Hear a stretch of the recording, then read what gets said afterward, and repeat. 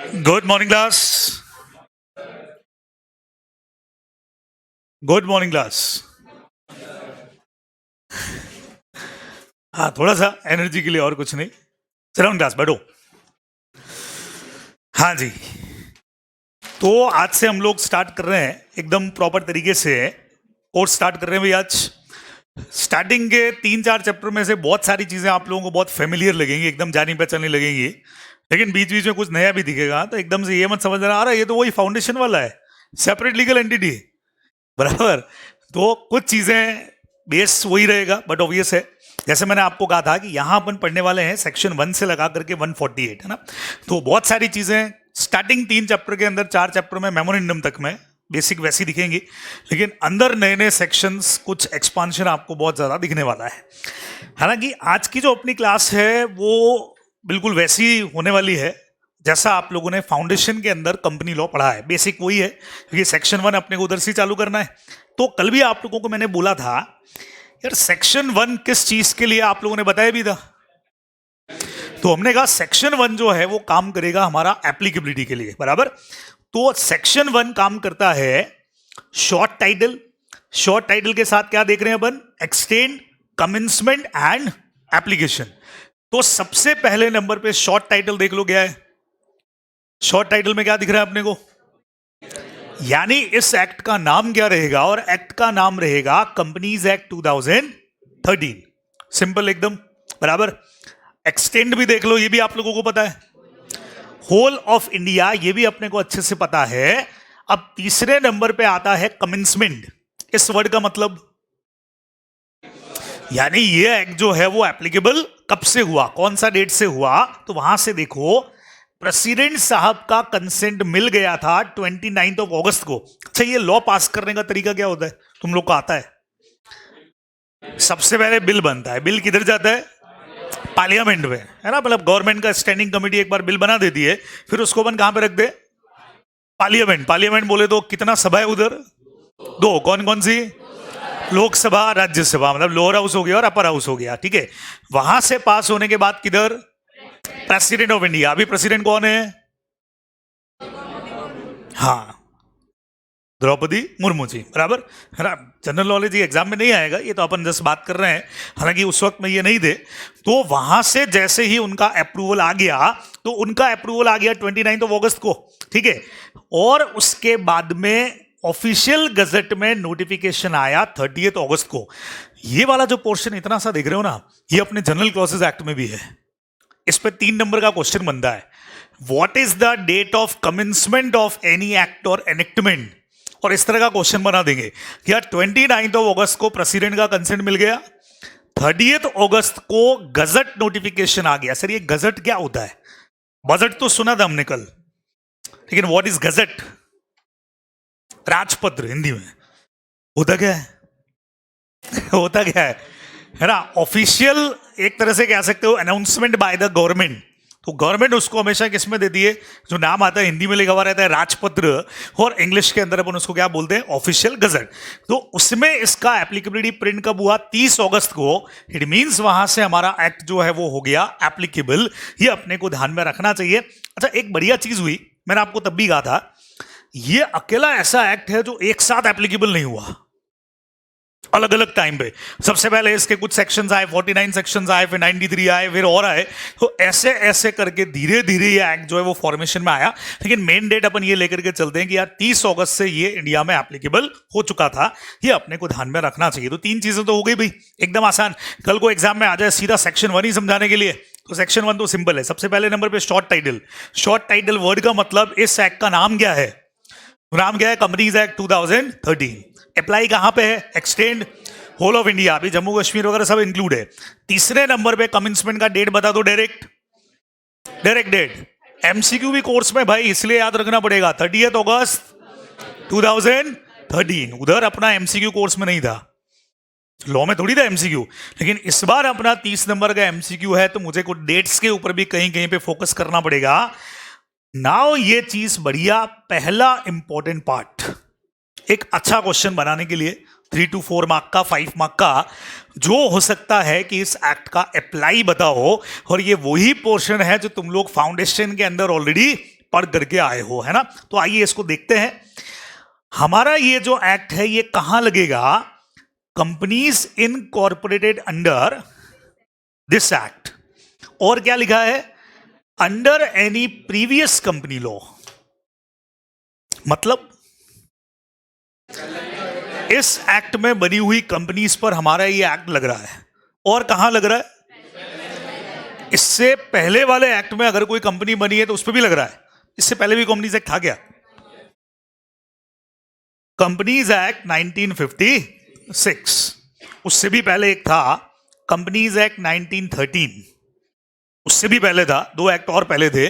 Basically 1857 से हमारे यहां पे कंपनीज एक्ट चल रहा है। 1857 कुछ ध्यान में आता है? वो रिवॉल्यूशन हुआ था ना, किसका? मंगल पांडे, नाम सुना है? सर वो आमिर खान, अरे आमिर खान ने तो मूवी बनाया था भाई उसके ऊपर। पहला रिवॉल्यूशन जो हुआ था वो 1857 से हम लोग मानते हैं, ब्रिटिश गवर्नमेंट के अगेंस्ट। तो तब से ईस्ट इंडिया कंपनी अपने इधर अंदर एंटर हो गई थी, तब से कंपनीज एक्ट चल रहा है। अब यहां पे मेरा क्वेश्चन सुनना, एक क्वेश्चन भी करवा रहा हूं। आप जहां पे पढ़ रहे हैं वो खुद भी एक कंपनी है। सबसे बढ़िया बात, आप जिस जगह पे पढ़ रहे हैं वो है Excel commerce academy private limited. और इसको हमने कंपनी फॉर्म में कन्वर्ट किया था 2009 में। 1998 से चले, 95 से फैकल्टीज इंडिविजुअल पढ़ा नहीं थी, 98 से साथ में आ गई और 2009 में इसको हमने कंपनी फॉर्म में कन्वर्ट कर दिया। तो बताओ कौन से कंपनीज एक्ट में बनाया होगा हमने? 100% 1956 वाले कंपनीज एक्ट के प्रोविजन फॉलो करके हमने बना दिया। लेकिन 2013 में हमारा नया कंपनीज एक्ट आ गया। तो मुझे आप एट प्रेजेंट बताओ हमारे ऊपर कौन सा कंपनीज एक्ट लग रहा है? 100% है कंपनीज एक्ट 2013 लग रहा है, क्योंकि बहुत क्लियर बोल दिया कंपनी जो इस एक्ट में बनी हो या फिर प्रीवियस कंपनीज एक्ट में बनी हो। और इस पर आपको एक बहुत सिंपल क्वेश्चन करवाता हूं। देखो इसमें कंपनी का डेफिनेशन भी अपन डालेंगे। क्वेश्चंस पे आओ तो लास्ट पेज पे दे रखा रहेगा आपको। सेकंड क्वेश्चन देखो, इसमें बहुत छोटे से क्वेश्चंस ही हैं। यहां हमने आपको 3 कंपनीज का इनकॉर्पोरेशन ईयर दे के रखा है, मिला सबको? ये लास्ट पेज पे दे रखा होगा। एक छोटा सा क्वेश्चन है। रिलायंस का ईयर दे रखा है 1973, टाटा स्टील का दे रखा है 1907 और इन्फोसिस का दे रखा है 1981। क्वेश्चन क्या पूछा है?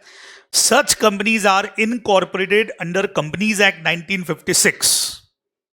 सर ये 1907 वाली भी कैसे इनकॉर्पोरेट हो गई 1956 में? उसके पहले वाले एक्ट में थी, लेकिन तब भी यही रूल था, है ना। Are these companies being treated as a company under definition of companies act 2013? बोलो यस सर, 100% यस है। तो इसके साथ एक और चीज बताओ, कंपनी का डेफिनेशन याद है किसी को? कंपनी का डेफिनेशन उसी पेज पे दे रखा है वैसे तो। Any company which is incorporated under this act और एनी प्रीवियस कंपनीज एक्ट, यही था। तो वो डेफिनेशन भी यहां पे काम कर जाएगी, जिसका सेक्शन है 2 डेफिनेशन का 2 क्लॉज 20 पढ़ेंगे, अभी आ रहा है, अभी सीक्वेंस के अंदर आ जाएगा। तो ये लिख करके अपने को सिंपल सा आंसर वहां पे दे देना पड़ेगा। छोटे छोटे क्वेश्चंस भी कई बार एग्जाम में आ जाते हैं। चलिए, तो पहला पॉइंट अप्लाई का अपने को समझ में आ गया कि भाई इस एक्ट में बनी हुई कंपनी या प्रीवियस कंपनीज एक्ट में बनी हुई कंपनियां। सेकंड नंबर पे, ये कल आप लोगों ने बता दिया था मुझे, सेकंड नंबर पे क्या लिखा है? हमने कहा इंश्योरेंस कंपनीज। इंश्योरेंस कंपनीज में भी लगता है। ये आगे वाली लाइन क्या है? Except in so far as the said provision are inconsistent with the provision of Insurance Act 1938 और IRDA Act 1999। इसको सिंप्लीफाई कैसे कर सकता हूं मैं? बोलो। इट इज एप्लीकेबल ऑन, जैसे मैंने लिख दिया इंश्योरेंस कंपनी। मैं थोड़ा सा लैंग्वेज मॉडिफाई कर सकता हूं, बिकॉज ये डेफिनेशन नहीं है, समझ रहे हो। डेफिनेशन में अपन लैंग्वेज जहां तक होता है 99.9% चेंज नहीं करना चाहिए। कुछ नहीं आ रहा है तो फिर तो करेंगे ही करेंगे, कुछ तो लिखेंगे ना, नंबर चाहिए अपने को। तो नॉर्मली मैं इसको कैसे लिख सकता हूं? Insurance companies, but provision of companies act are not inconsistent with the दोनों एक्ट के नाम लिख दो। इंश्योरेंस एक्ट कौन सा था? 1938 एंड IRDA एक्ट 1999। ऐसा मैं सब में कर सकता हूं। अगर किसी को ये एग्जैक्ट याद हो जाए तो बहुत बढ़िया बात है, अदरवाइज आप इस तरह से भी लिख सकते हो, this act is applicable on insurance companies. कौन सा act? Companies act. But provisions of companies act are not inconsistent with the provisions of insurance act as well as IRD act. अच्छा, इस लाइन का मतलब क्या हुआ? कहीं पे अगर इंश्योरेंस एक्ट का कोई प्रोविजन और कंपनीज एक्ट 2013 का कोई प्रोविजन आपस में टकरा गया तो मानेंगे किसकी बात? इंश्योरेंस एक्ट का बात अपने को मानना पड़ेगा, उसको अपने को प्रेफर करना है, उसको अपने को प्रिविलेज देना है, उसको अपने को प्रायोरिटी देना है।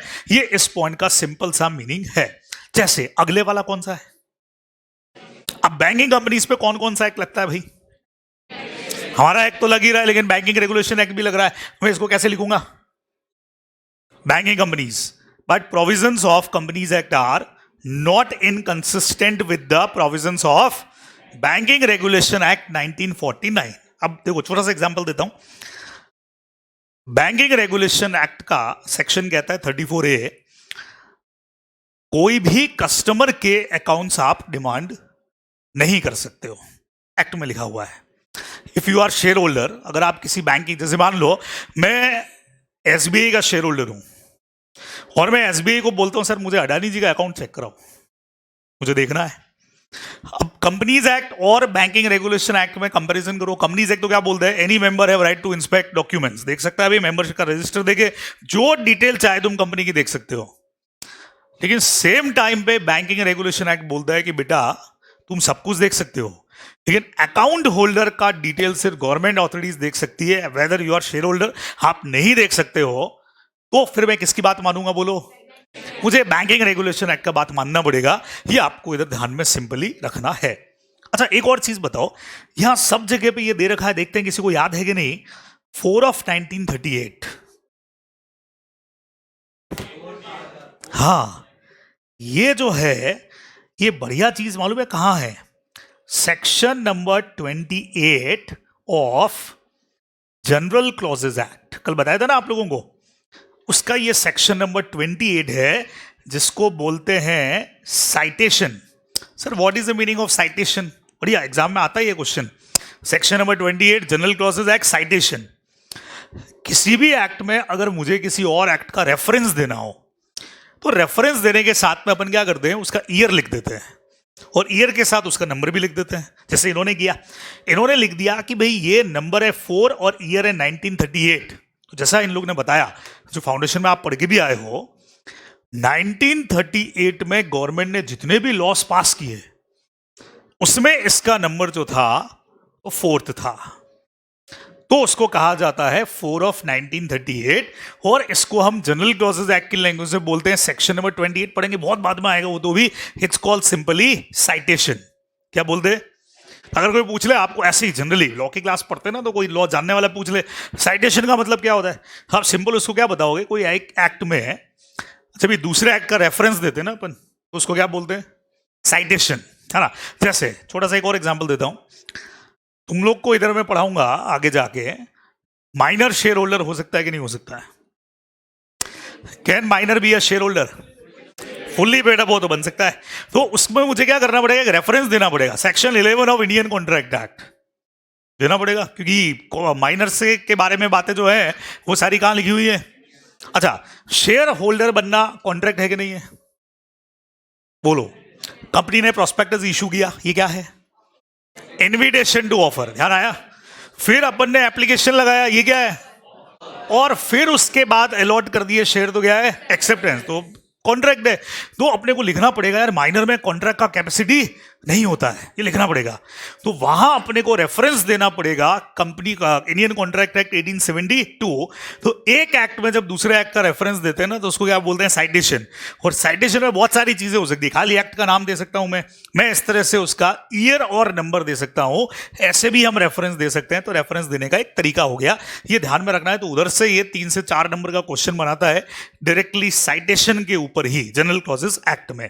चलिए, तो इंश्योरेंस कंपनीज पे हो गया, बैंकिंग कंपनीज पे हो गया, और बताओ किस पे? तीसरे चौथे नंबर पे इलेक्ट्रिसिटी सप्लाई। अच्छा एक चीज बताओ मुझे, पहले वाले में ये बी वाला जो पॉइंट था, इसमें एग्जाम्पल क्या ले सकते हैं अपन इंश्योरेंस कंपनी का, अगर कोई एग्जाम्पल सोचना हो तो एलआईसी के अलावा बोलो, क्योंकि एलआईसी तो बहुत जगह कवर हो जाएगा अभी, बहुत है ना, टाटा एजी हो गया, ओमैक्स न्यूयॉर्क भी है, रिलायंस है, बहुत सारे हो गए। अच्छा, बैंकिंग कंपनीज के कोई एग्जाम्पल लेने हो तो हो गया कोटक महिंद्रा, एसबीआई, आईसीआईसीआई, है ना। फिर ये वाला ले लो, electricity generation and supply companies, Reliance Power, Adani power, power ही पावर है, टाटा पावर, बराबर सब पावर ही पावर है। तो सवाल ये कि इन पे भी हमारा कंपनीज एक्ट लगेगा, but provisions of companies act are not inconsistent with the provisions of, कौन सा एक्ट बना हुआ है, इलेक्ट्रिसिटी एक्ट, इसको हम हिंदी में बोलते हैं बिजली अधिनियम। हिंदी वालों को जब पढ़ाएंगे ना तो इलेक्ट्रिसिटी एक्ट को हिंदी में क्या बोलोगे, बिजली, बिजली अधिनियम, बराबर। तो ये 2003 में पास हुआ, और कौन से नंबर पे हुआ, 36, मतलब 2003 में गवर्नमेंट ने जितने नोटिफिकेशन निकाले गजट वाले, उसमें ये एक्ट पास हुआ 36वें नंबर पे, 36 नंबर पे। ये अपने को ध्यान रखना है। ई पॉइंट का मतलब क्या है, any other company govern by the special act, इसमें अपन एलआईसी डाल देते हैं, इसलिए एलआईसी ऊपर हटवा दिया था मैंने। इसमें सबसे बढ़िया एक एलआईसी, बहुत बढ़िया एग्जाम्पल है, यूआईटी वगैरह सब है, यूटीआई वगैरह, लेकिन एलआईसी बेस्ट है, जिसके लिए स्पेशल एक्ट ऑफ पार्लियामेंट बना हुआ है। तो सोचो तुम यार, एलआईसी तो खतरनाक है, एलआईसी पे कंपनीज एक्ट भी लग रहा है, इसका मतलब special act of parliament, LIC act भी बन रहा है, लग रहा है, प्लस हमारा इंश्योरेंस एक्ट भी लग रहा है, प्लस आईआरडीए भी लग रहा है। भाई साहब लगे पड़े हैं उसके ऊपर, अभी तो पूरा इंडिया लगा पड़ा है, एलआईसी एलआईसी एलआईसी। जैसे अडानी जी आए और फटाफट एलआईसी एसबीआई बैंड बजा रखी है दोनों की, तो इट मीन्स उनके ऊपर इसके प्रोविजंस भी एप्लीकेबल होंगे, ये अपने को ध्यान में रखना चाहिए। तो स्पेशल एक्ट ऑफ पार्लियामेंट में बनी हुई कंपनीज, सबसे ज्यादा प्रायोरिटी जो उनके लिए स्पेशल एक्ट बना हुआ है वो सबसे मेन पर रहेगा, एलआईसी एक्ट। और नॉर्मली बाकी एक्ट को फ्रेम ही ऐसा किया, मतलब एलआईसी एक्ट को फ्रेम ही ऐसा किया है कि वो कम से कम इन दो से तो इनकंसिस्टेंसी में नहीं है, किससे, इंश्योरेंस से और आईआरडीए से। हाँ, कंपनीज एक्ट से जरूर हो सकता है, तो अपने को फिर स्पेशल एक्ट फॉलो करना पड़ेगा, ये आप लोग ध्यान रखोगे। और ये जो लास्ट वाला है, such body corporate incorporated by any act for the timing in force as the central government may notify, इतना ही लिखो इसको, एग्जाम के लिए इतना काफी है। आगे हालांकि इन्होंने दिया है subject to such exception, modification, adaption, जो गवर्नमेंट बोले, लेकिन एग्जाम पर्पस से लिखने के लिए कितना काफी है, such body corporate incorporated by any, अच्छा ये भी नहीं लिखोगे तो such body corporate as the central government notified, इतना भी चलेगा।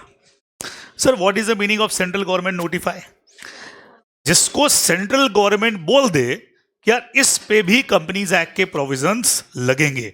और इसका एग्जांपल लिया है अपन ने, ये देखो, food corporation of India, FCI. दूसरा तो बहुत नाम सुनते हैं आजकल इसका, एनएचएआई सुना है, national highway authority of India, और इसके जो अभी मिनिस्टर हैं वो भी बहुत जोरदार है, नितिन गडकरी जी। वो एकदम सबसे ज्यादा मुझे जोरदार आदमी लगता है, एकदम एक्टिव मिनिस्टर्स के अंदर। वैसे तो सारे एक्टिव हैं, पर वो रियल एक्टिव है, और जो बात करते हैं वो सिर्फ किसको लेकर के, काम को लेकर के, और कोई नो पॉलिटिक्स नो एनीथिंग, सिर्फ जो बात करनी है रोड्स की करनी है, व्हीकल्स की करनी है, गाड़ियों की करनी है, वही बात करते हैं। तो एनएचएआई जो है, ये स्पेशली जिनको डिक्लेयर कर दिया गवर्नमेंट ने, यार इस पे भी कंपनीज एक्ट के प्रोविजंस लगाओ, तो अपन लगा सकते हैं, ये अपने को ध्यान में रखना चाहिए। ये अपना सेक्शन नंबर 1 यहां आकर के खत्म होता है। तो देखो क्या हुआ है, अपन ने बस इतना सा चेंज किया।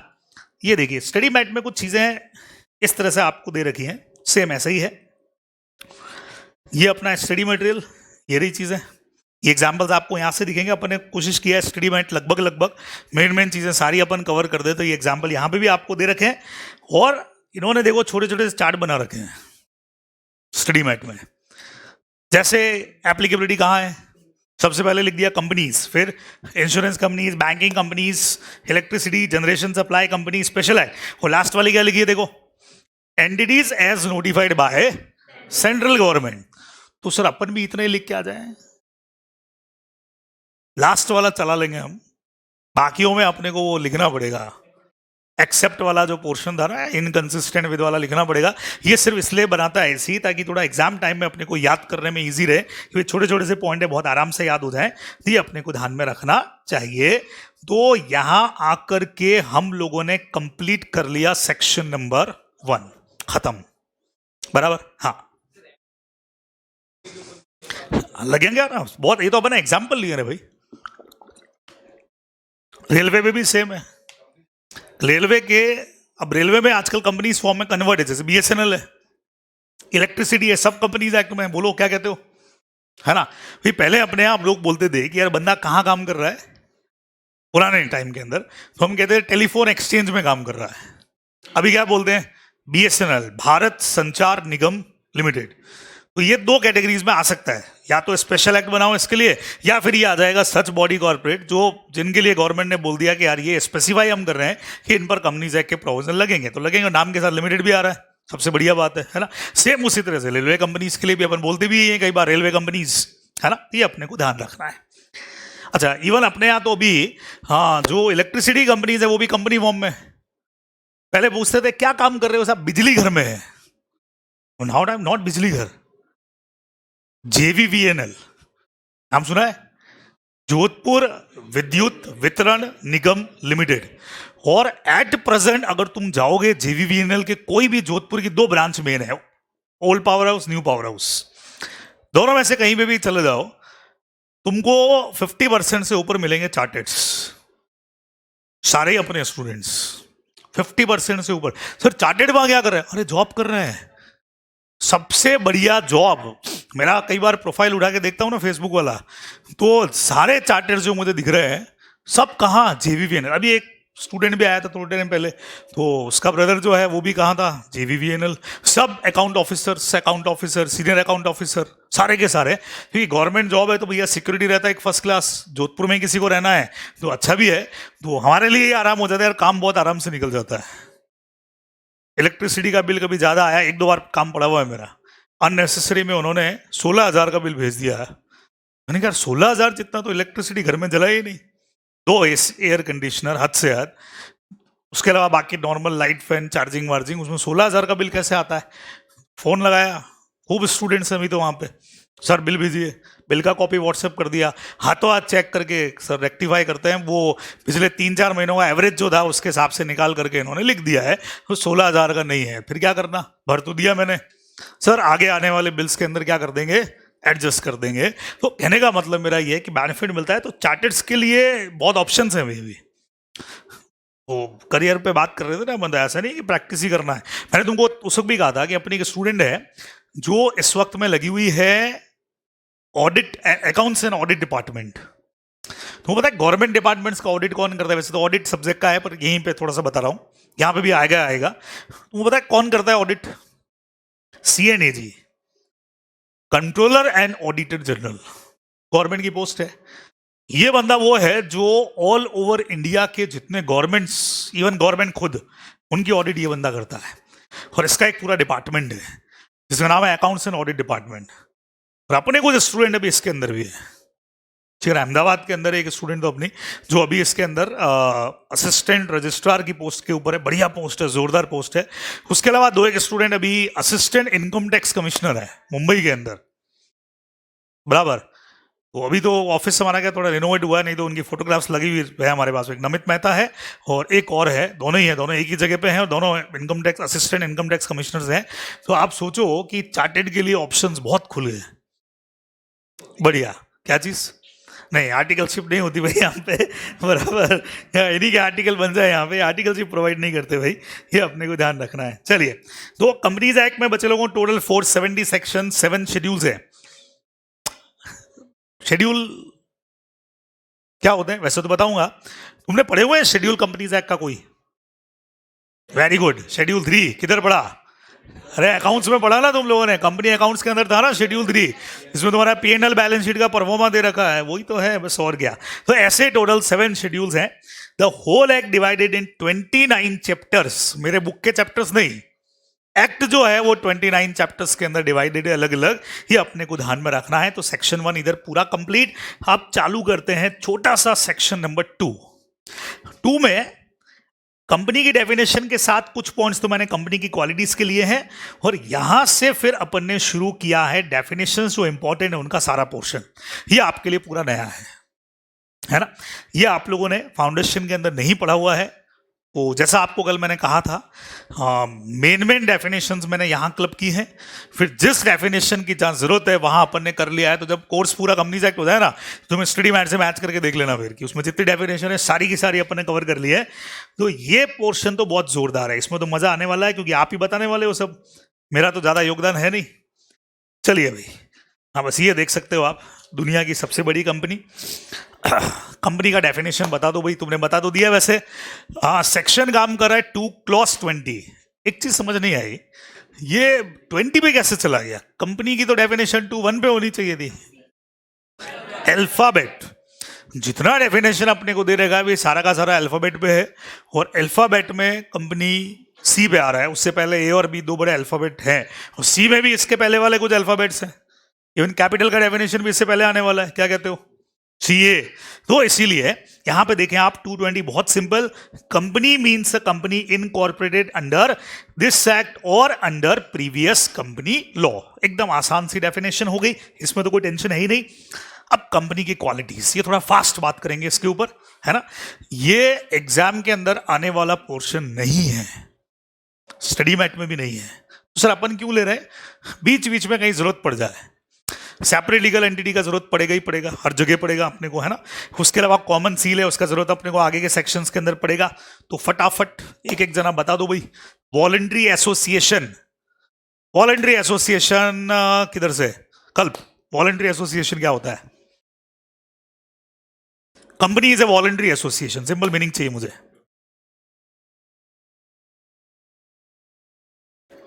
What is the meaning of association? Group of people. तो company is a group of people except 1 person company, उसमें बंदा अकेला होता है। बाकी अगर तुमको प्राइवेट कंपनी खोलना है तो कम से कम 2 लोग चाहिए, पब्लिक कंपनी खोलना है तो कम से कम 7 लोग चाहिए, 7 पर्सन चाहिए। तो company is A group of person. किसी ने जबरदस्ती किया क्या कंपनी बनाओ? मन से बना रहे हो ना, तो इट मींस पहला अपना क्वालिटी हो गया वॉलंटरी एसोसिएशन, खत्म। एग्जाम में नहीं आएगा तो अपने को तो फास्ट मीनिंग एक बार समझ लेना है। सेकेंड नंबर,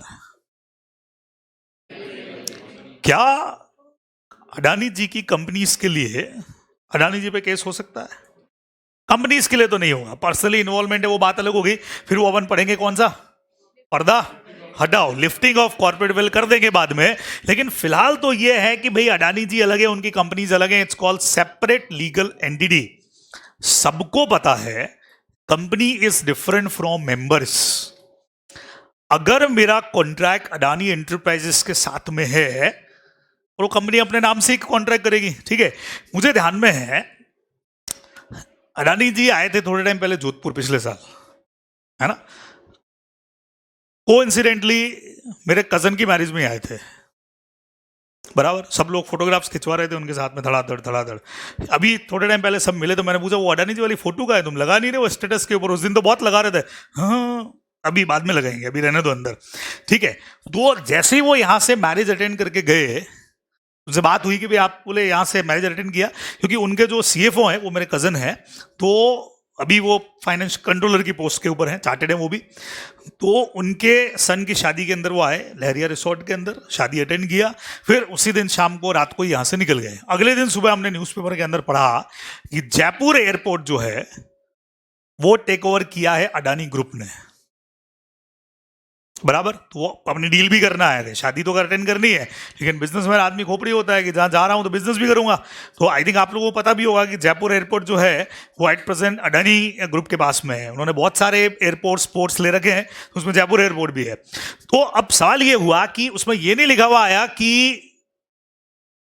इन्होंने जो है वो यानी अडानी जी ने जो है, गौतम अडानी ने वो जयपुर एयरपोर्ट एक्वायर किया है। क्या लिखा हुआ आया? अडानी ग्रुप या अडानी एंटरप्राइजेस ने टेक ओवर किया है। तो इट मींस इसी से मुझे पता लग जाता है कि यार कंपनी जो है वो बिल्कुल अपने मेंबर से क्या होती है, डिफरेंट होती है, अपने ओनर से डिफरेंट होती है। ये सेपरेट लीगल एंटिटी का अपना कंसेप्ट है। तो कंपनी अपने नाम से कॉन्ट्रैक्ट कर सकती है, कंपनी पर उसके नाम से केस हो सकता है, कंपनी अपने नाम से केस कर सकती है। ये बात सबको पता है ना। Company can file suit in its own name, company can be sued, company can sue, सबको पता है।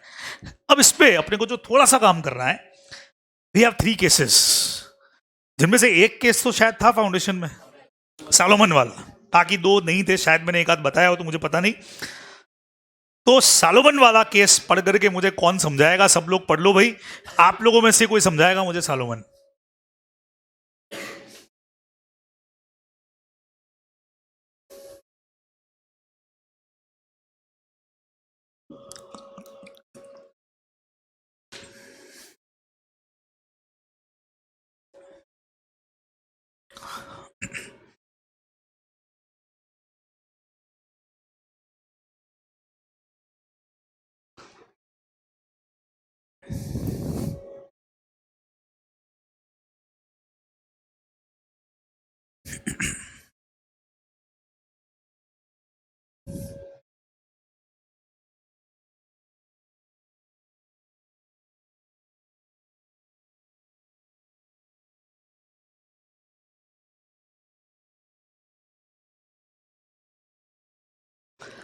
हाँ जी, समझा रहा है। तेरा दोस्त कहाँ गया आज? बताओ।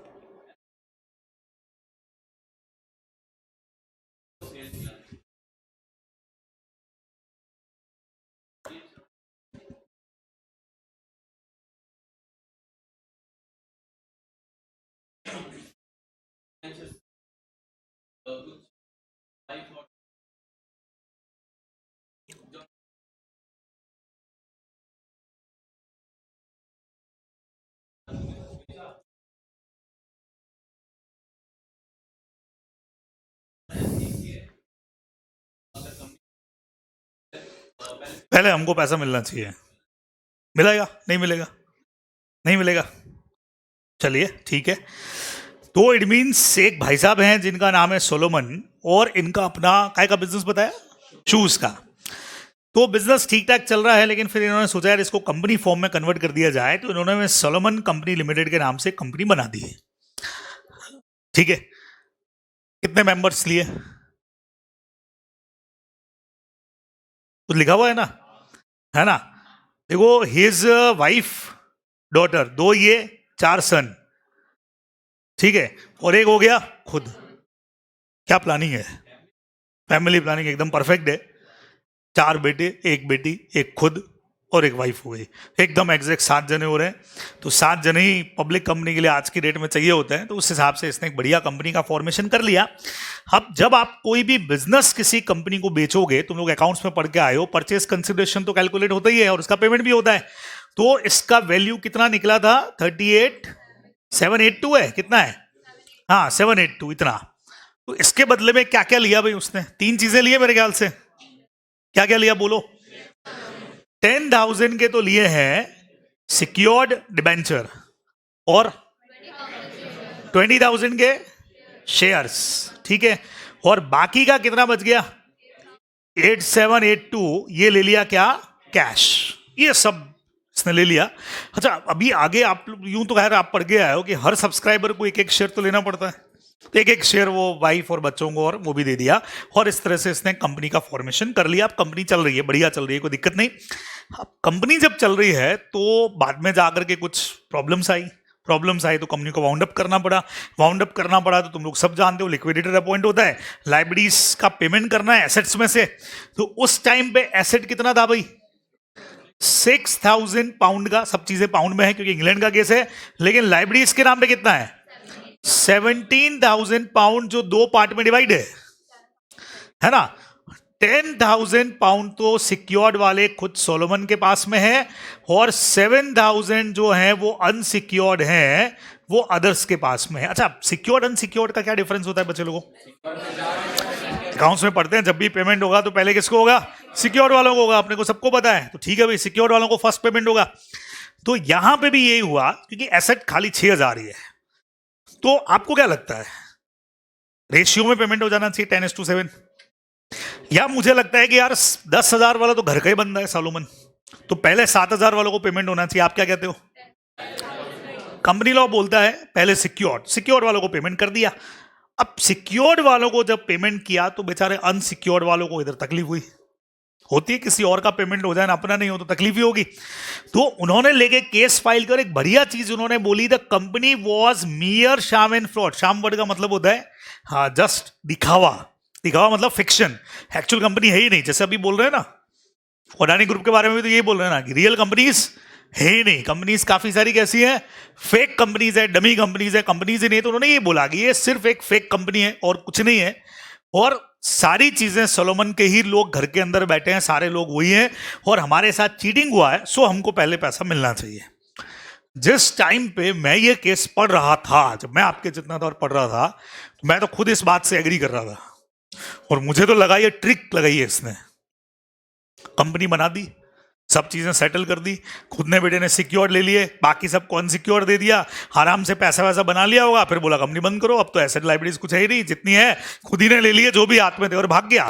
पर अपन तो यहाँ कानून की नजर से देखते हैं, बराबर, कानून में जो चीज है वो फाइनल है, और कानून कहता है कि भाई जो कुछ भी हुआ कोर्ट में मैटर गया और उसका फ्रॉड कोर्ट के अंदर प्रूफ नहीं हुआ और रहेगा, और कोर्ट ने बोला company is different from the member जिसने उसको बनाया, जब भी पेमेंट करेंगे हम नहीं देखेंगे who is owner and who is outsider. आंखों में पट्टी है, हमको सिर्फ सबको बराबर बनना है, सिर्फ सिक्योर्ड वाले पहले। अच्छा बाई चांस ये वाले जो 7,000 है अगर ये सिक्योर्ड होते तो पहले इनको मिलता, दोनों सिक्योर्ड होते तो रेशियो के अंदर मिल जाता। लेकिन ये चीज कहना कि यार ओनर ये बंदा है और इससे ये पहले पैसे ले गया, नहीं चलेगा, क्योंकि आफ्टर इनकॉर्पोरेशन कंपनी का हमेशा सेपरेट लीगल एंटिटी होता है। ये इस केस से बहुत स्टैब्लिश रूल बन गया, ये अपने को ध्यान में रखना चाहिए। तो एकदम स्टैब्लिश रूल है जो आज तक भी हम इस्तेमाल करते हैं कि company is absolutely different from members, और इसी का लोग फायदा उठाते हैं, और इसीलिए हम वो रूल लेकर के आए, लिफ्टिंग ऑफ कॉर्पोरेट वेल, कि यार तुम तो ये सेपरेट लीगल एंटिटी बोल बोल के भाग जाओगे, अडानी जी कल आकर के बोल देंगे सेपरेट लीगल एंटिटी है, मैं अलग हूं, मेरी कंपनीज अलग है, आप कंपनीज को पकड़ लो, जो करना उनके साथ करो, मैं तो जा रहा हूं इधर से। तो इसीलिए अपन ने लिफ्टिंग ऑफ कॉर्पोरेट वेल का कंसेप्ट बनाया। ध्यान में रखेंगे। अगला केस सोच सकता है कोई, ली वर्सेस ली एयर फार्मिंग कंपनी, ये है मिसेज ली वर्सेस मिस्टर ली, सॉरी मिसेज ली है वर्सेस ली एयर फार्मिंग कंपनी। पढ़ के बताओ तो देखें, शायद मैंने डिस्कस किया है, देख के बताएं, चेक करके बताएं।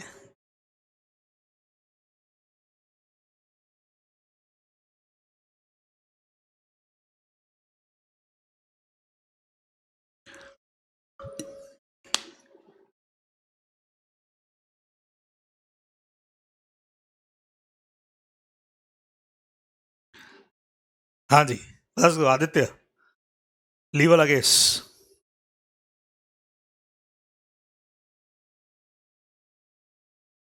हम्म हम्म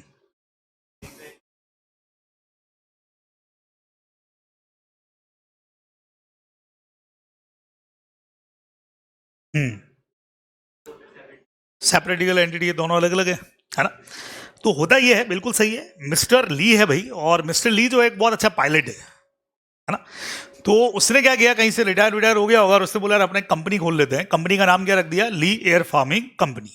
सर वर्किंग क्या करती है, आजकल तुम लोग जानते हो, अपने यहाँ पे भी आजकल तो हेलीकॉप्टर सर्विसेज चालू होती हैं, है ना। इधर आप शिवगंज सुमेरपुर साइड जाओगे तो इधर हेलीकॉप्टर सर्विसेज है, जैसलमेर जाओगे तब भी वो लोग दे रहे हैं, इतना पैसा लेंगे और आपको ऐसा हेलीकॉप्टर पर राउंड कटवाएंगे। तो ऐसे इन्होंने एयर फार्मिंग कंपनी खोल दिया, ठीक है, तो आराम से आप हेलीकॉप्टर पकड़ो घूमो, ठीक है।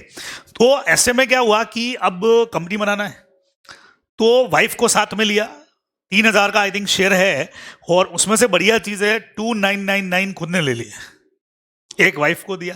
तो एक भी क्यों दिया सर वाइफ को, 2 देने चाहिए होते होंगे ना, उस वक्त भी कंपनी बना रहे हो तो 1% कंपनी का कंसेप्ट अब तो था नहीं, 2 लोग चाहिए, 2 लोग चाहिए, तो एक शेयर वाइफ को दे दिया, वाइफ भी अपनी, कंपनी भी अपनी, अपनी मतलब मेरी नहीं, ली की, तो बढ़िया कंपनी बन गई। अब क्या हुआ कि चूंकि खुद पायलट है, अच्छा भाई ने क्या किया, एक तो major shareholder, second number कोई पोस्ट भी तो दिए, एमडी वेमडी कुछ है ना कंपनी का, एमडी, प्लस तीसरा चूंकि खुद बहुत अच्छा पायलट है तो चीफ पायलट भी अपने आप को अपॉइंट कर दिया। जैसे आपको ध्यान हो तो रतन टाटा भी अच्छे पायलट है, ठीक है ना, तो उस तरीके से ये भी रहा होगा, तो अपने आप को इसने अपॉइंट कर दिया चीफ पायलट। अब ये कोई वर्किंग में किसी काम से किसी क्लाइंट को लेकर जा रहा था, प्लेन हो गया क्रैश, इसकी हो गई death. My first question is, company बंद, 2 जने ही थे, उसमें से एक निकल लिया, एक ही बचा, कंपनी बंद नहीं होगी, क्यों? उस पॉइंट का नाम क्या है? हाँ, नेक्स्ट क्लास में पढ़ेंगे। ये पढ़ा यहाँ पे 4th नंबर पे, परपेचुअल सक्सेशन। मैंने एग्जाम्पल ये दिया है वहां पे, जानते हो इनको? कौन है? साइरस पी मिस्त्री। आपको ध्यान हो तो लास्ट ईयर में कार एक्सीडेंट में इनका डेथ हो गया। ये कोई टाइम पे टाटा ग्रुप के अंदर चेयरमैन थे। वैसे इनका खुद का जो है वो ये है, शाहपुर जी पालन जी, जो इसका टाटा ग्रुप के अंदर एक बहुत बड़ा कंट्रोल है, ये उसके सीईओ है। तो इनकी डेथ हो गई तो उससे क्या कंपनी बंद हो गई? क्या सवाल ही नहीं है। तो कंपनी ऐसे बंद होती नहीं है, तो इट मीन्स कंपनी तो चलेगी, ये तो चलो ठीक है। अब सवाल ये आया, इनकी वाइफ ने कंपनी से डिमांड किया कॉम्पनसेशन। मेरे ख्याल से तुम सब लोग को पता होगा, पूरे वर्ल्ड में सब जगह एक एक्ट अलग अलग नाम से चलता है, it's called workman compensation act. अगर कंपनी के एम्प्लॉय का डेथ वर्क प्लेस पे होता है तो कंपनी उसको क्या देती है? कॉम्पनसेशन। तो इसने बोला भाई कॉम्पनसेशन दो, इंश्योरेंस कंपनी ने मना कर दिया। इनकी कंपनी ने क्यों मना किया रहेगा? उन्होंने बोला तुम्हारा husband and company was the same person, अलग अलग थोड़ी थे, एक ही तो था, वही कंपनी उसकी। लोग क्या कहता है? दोनों अलग अलग हैं, सेपरेट लीगल एंटिटी है, और इसीलिए यहां पे कंपनी क्या करेगी? कॉम्पनसेशन पे करेगी उसकी वाइफ को। ये अपने को इसमें ध्यान में रखना चाहिए था। तो इसीलिए कंपनी एब्सोल्युटली डिफरेंट है, एंड हेंस कॉम्पनसेशन व्हाट क्या लिखा है? Due to the widow, widow को देना पड़ेगा आपको, ये अपने को ध्यान में रखना चाहिए, है ना? ये बहुत सीधा सा कंसेप्ट है, और इसीलिए कंपनी अपने शेयर होल्डर से होती है एब्सोल्युटली अलग। ठीक है, सारे लोग जो हैं, मुकेश अंबानी जी हो गए, ये हो गए, ये सब अलग है अपनी कंपनी से। और आपको बढ़िया चीज तो, इनके इनकम का सोर्स क्या रहता होगा? मुकेश अंबानी जी के इनकम का सोर्स एक तो शेयर होल्डिंग तो है ही है, प्लस साथ में ये लोग सब ले रहे हैं अपनी कंपनी से सैलरी, है ना? बीच में अच्छा सैलरी में ये कई बार मार्केट रेसेशन में आता है ना, तो सैलरी डाउन भी करते हैं। जैसे पहले साल का मुकेश अंबानी जी को मिला करता था 50 करोड़ सैलरी, फिर उन्होंने कहा महंगाई बहुत है, मार्केट डाउन है, ज़्यादा दे रहे हो सैलरी, कम कर दो, 45 करोड़ बहुत है, चला लूंगा मैं, जिंदगी चल जाएगी 45 करोड़ साल में भी, क्या है अब चला लेंगे। तो ऐसा ऐसा सैलरी भी कई बार ये लोग कम कर देते हैं। तो ये अपना एक छोटा सा पोर्शन था भाई सेपरेट लीगल एंटिटी का। एक केस मेरे पास में और है, नेक्स्ट क्लास में इस पर बात करेंगे, आज ज़्यादा बात नहीं कर रहा हूं मैं। तो यहां तक का पोर्शन में सेक्शन नंबर 1 फटाफट से रिवाइज करवा दो मुझे छोटा सा। सेक्शन 1 में सबसे पहले पढ़ते हैं शॉर्ट टाइटल। हाँ, किसी कुछ पूछ रहा है?